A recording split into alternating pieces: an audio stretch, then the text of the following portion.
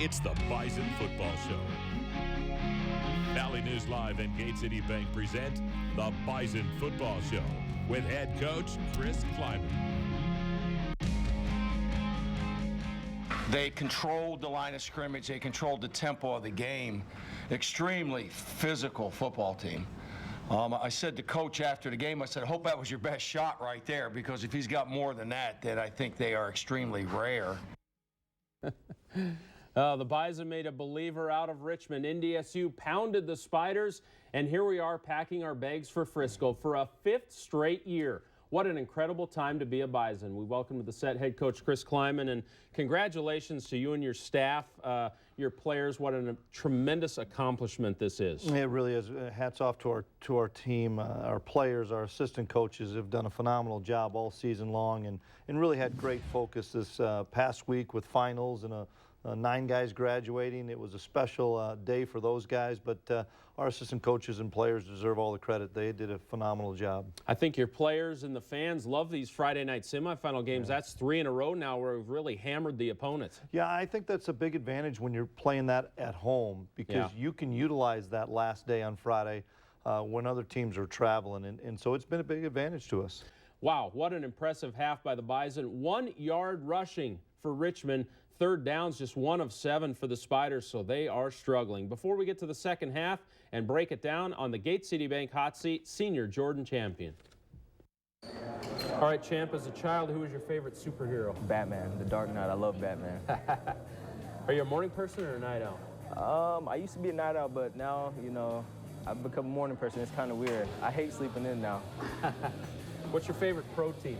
The Arizona Cardinals. Okay. In traffic, are you a patient driver? Do you get frustrated? There's some traffic down in Phoenix, huh? Yeah, a lot of traffic, and I'm definitely a frustrated driver. I cannot stand people who drive slow. What is the worst household chore?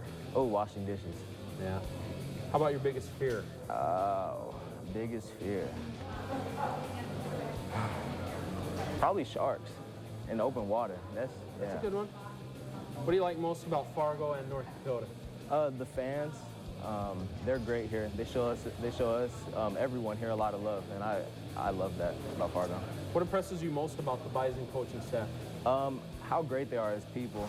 You know, they're people that I can relate to, so it definitely makes it more fun to be around them every day. What's the one thing people don't know about you? I like soccer. You know, I play a lot of FIFA. So, wow, I didn't know that. Yeah, I love soccer. Well, Coach, at halftime it's 26-0, but I'm guessing it wasn't hard to keep the guys motivated with the crowd behind them, and what was at stake? Absolutely, and for our seniors, it was 30 more minutes left to play in the Fargo Dome, and for our underclassmen, make sure you don't have a letdown, because it's so important to these seniors, and send them out the right way. Yeah, no doubt. That's a great point. 33-7 on our Nodak Mutual Insurance final scoreboard.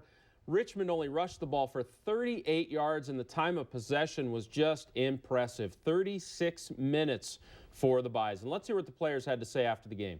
Yeah, Bruce started it off for us on special teams, and then Bruce is having a heck of a year this year. And it's been kind of like a brotherly love between us. Like, he scores one, and he comes and tells me about it. So now I finally get something to tell him. I mean, we're just playing a lot harder. We're playing a lot better. Our technique's a lot more sound. The Rams have really picked up their game. I think Austin Cooner and Joe Haig and Landon Leckler and Zach Johnson and Jeremy Kelly, all of them are playing tremendously right now. Really helping Easton out in the pocket. He's given a lot of time, and I think the offense is playing on a high level right now.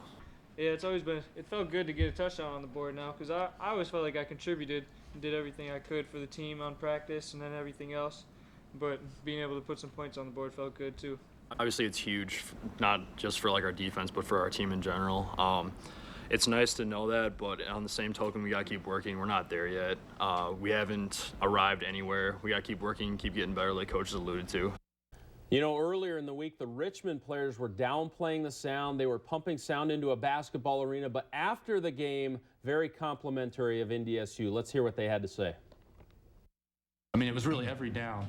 And, you know, it's a credit to their fans, you know, North Dakota State's fans as much as, you know, the venue. I mean, they were loud on every single play, you know, first, second, third, and fourth down. So it was definitely a challenge, and you know, a few times we, especially on first down, had a couple false starts, and just a tough situation, especially to start 1st and 15 a few times. They obviously wanted it really bad. I mean, they've been in this situation four times in a row. So I mean, they know what it needs to get done.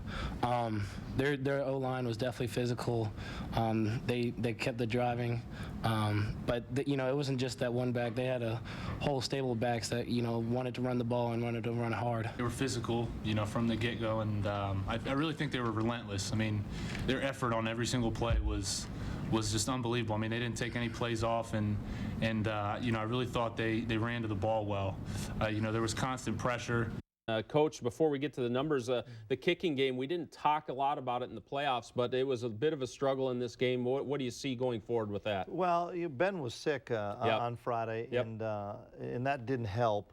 But something we'll continue to work on, and both guys will work at it over the next 2 weeks, and we'll make some decisions. But not having a healthy Ben LeCompte, you can tell that Ben never kicks the ball out of bounds on a kickoff, and he just had the flu, and so we'll get it shored up. And hats off to him for actually going out there and playing, because it had probably been easy to just throw in the towel. Now, the rushing numbers throughout the playoffs here, let's take a look at some of the graphics and show the domination in the power running game.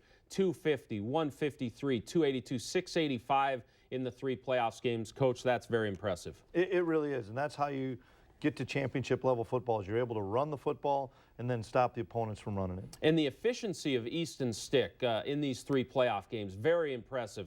7 of 13, didn't throw it a lot against Montana, but 13 of 17. You look at overall 66% completion rate. That's very good. It really is, and you hit it on the head, efficient. We want him over 60%. He's at 66%. Threw some really good balls in some critical times. When you look at, especially like the Northern Iowa and Richmond game, in critical situations, he delivered it on 3rd and 4, 3rd and 6, and he's playing with a lot of confidence, and it's the guys up front that are giving him the time to throw it. Yeah, outstanding play by Easton. And Coach, the defense just playing so hard, so well. The crowd fuels them a little bit. But you're making teams one-dimensional, aren't you? Let's look at the rushing stats from these 3 playoff games. 6, 38. I mean, one-dimensional. Absolutely, and that's something we have to do to get ourselves in those 3rd and longs so that we can utilize the crowd noise. But listening to the guys from Richmond, I'll talk about how hard we play and how fast we are. Well, that's what we preach every day. And our kids, and it's neat because Brad Ambrosia says we can continue to get better, and that's what those guys, they have a chip on their shoulder on defense, and they're continuing to play at a high level. Yeah, and when you make a team one-dimensional, it makes it really hard on them, no doubt. Now, looking at the bracket, it is going to be a tall chore down in Frisco. Jacksonville State, a very solid team. They beat Sam Houston State 62-10 in the semifinal. It's their first trip to the title game, but they're loaded. They got a lot of talent, Coach. They're extremely talented. We remember the first time watching them last year, they beat Sam Houston, or no, Sam Houston beat them in I think a quarterfinal game. We're like, holy cow, these guys are really talented. And many people remember, I think it was September, Jeremy, they had Auburn beat and lost late in that game. And that catches everybody's eye when you're beating an SEC team like Auburn, and that wasn't a fluke. Yeah, and that's their only loss. They are the only FCS team that has not lost to another FCS team this year. And you have a connection on the coaching staff there. Yeah, their linebacker coach, Brandon Hall, was with me in 2006 at Northern Iowa. And he's a disciple of Bo Pelini and Bob Stoops, who's at Oklahoma for a number of years. And so I know they're going to be pretty sound on defense. Yeah, their front 7 is very good. We'll talk more about Jacksonville State coming up. However, still to come, Carson Wentz. He's coming back. He's working his way back. It's been a long road of rehab. We'll check in with Carson. Stay with us. Welcome back to the show. It has been a long 2 months for Carson Wentz, a roller coaster of emotion. We've been following him through his rehab process. In this week's Olaf Anderson Construction feature story, we find out how he has got himself back on the field. The 2015 Bison football season has had several defining moments, but maybe none bigger than on October 17th. A loss to South Dakota, and for senior quarterback Carson Wentz, a broken scaphoid bone in his right wrist. When I found out my wrist was broken, I was extremely kind of frustrated and down, but I'm a very faith-based guy, and I knew the good Lord had a plan for this, and I'm just kind of trying to trust in that. Since that time, Wentz has had regularly scheduled doctor visits and occupational therapy appointments to strengthen his wrist. They've been more than willing to answer all the questions that I hound them with or call them after hours or whatever to just try and get their advice on some rehab and where to progress and everything. So they've been tremendous to me, and you know, they did a heck of a job with the surgery and everything leading up to it as well. So I can't say enough about them. In order to stay in peak physical condition, Carson's lifts have been modified and running exercises are a common occurrence. Coach Kramer's been huge for me throughout this process. You know, it's not in his job description to show up here 45 minutes before practice to put me through a running workout, but he does it almost 4 or 5 times a week. You know, he modifies my lifts entirely. No one else is doing a lift even close to what I'm doing because of my wrist, and he goes above and beyond to try and help everyone be better, and it's not just because it's me. He would do this for anybody. Since taking over for Wentz, redshirt freshman Easton Stick is 8-0 as the starting quarterback, which has been rewarding for Wentz to witness in his new role. It's just super cool to see a guy like him and the close bond that we have to where he's the success he's had so far, and you know, just trying to be around the guys as much as I can and still be their same leader, but kind of in a different way. And then come Saturdays, you know, more or less just being another coach out there and helping and saying what I see, and just any advice I can add to just kind of help this team is kind of the role I've pretty much taken on. Reporting for the Bison Football Show, I'm Ryan Nelson. Well, Coach, rehab is a lot of hard work, but he's been putting the work in, hasn't he? He really has, and you see him before we go out to practice working with Coach Kramer and the strength and conditioning staff, and that's the biggest thing. He needs to keep his body in shape and ready to go for when he does get that clearance from the doctor so he can play. And the Senior Bowl and the Combine, I mean, the next 4 or 5 months for Carson are going to be really intense. He had to stay in shape, didn't he? Yeah, and he has so much pride in his conditioning and in his level of play and stuff. So, you know, he'll be successful when he gets to Senior Bowl in Combine. We know that because he's such a winner of a kid. No doubt about it. Well, in this week's Peterson Farm Seed Future Crop of Bison, there's talent coming at defensive tackle. Jack Darnell out of Champlin Park in the Twin Cities has a nice frame at 6'3", about 280, 290, had 21 tackles for loss his senior year. He says the whole group of redshirts have made great strides this year. There's always a lot of support around you, being on the football team and everything, but I'd say for sure probably the other redshirt freshmen, we've grown to be a really tight group. And if I ever need to talk to them about anything, I'll just go to them and they'll come to me. And it's just nice knowing you have people around you that care about you. Well, Coach, Tangway and Steidel will be back, and Grant Morgan, but Brian Schatz is out, so you're going to need another guy to step up, and Jack has potential. He really does, and that's neat that he talks about the crew of freshmen that he's with, how they've really bound together. And you know, he's got to go against Coonert and Big Zach Johnson and Haig every day. He's getting a lot better doing it, and he'll be an impact guy for us. No doubt about it. Well, we'll talk more about Jacksonville State coming up. The battle in Frisco is all set up, and we have a couple of weeks to think about it here, but it's going to be a tough one. Stay with us. Well, Frisco has said it's Jacksonville State against the Bison. It's going to be an earlier kickoff than normal down in Frisco, 11 a.m., but the Bison played an 11 a.m. playoff game this year, so they've been able to simulate that a little bit.